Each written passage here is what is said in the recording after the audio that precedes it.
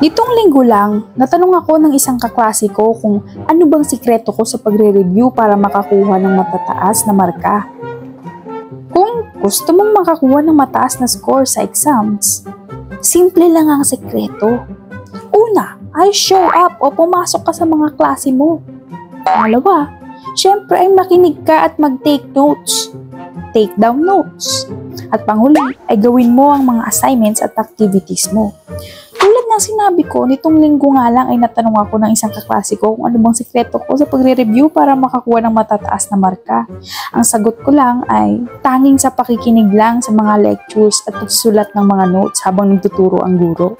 Para kapag oras na ng exams at binuklat ko lang ang notebook ko, magpa-flashback na lang sa akin lahat ng mga tinuro, Kaya talagang kapag sinabi kong hindi ako nag-review, hindi talaga ate. Slight lang, pero parang mga last minute scan lang ng notebooks. Ayun, madalas. Hindi ko naman considered as review talaga yun. Kaya basta kapag consistent kang pumasok, kahit isang subject lang yan, pumasok ka pa rin.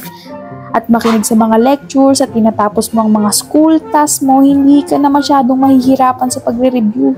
Yung effort na nilalagay mo araw-araw, yung pagpasok mo araw-araw, yun din ang magpapadali sa'yo sa huli.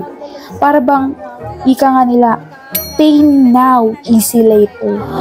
Mahihirapan ka man na mag-focus sa klase mo, makinig sa klase mo, at least, madali na lang kapag exam. Kaya kapag attentive ka sa klase mo, mas madali na lang ang exam. Hindi mo na kailangang mag-cram kasi lahat ng tinuro na intindihan mo na. So makinig ka ngayon para madali na lang ang exam bukas. Ready na kami. Ready na kami sa exam.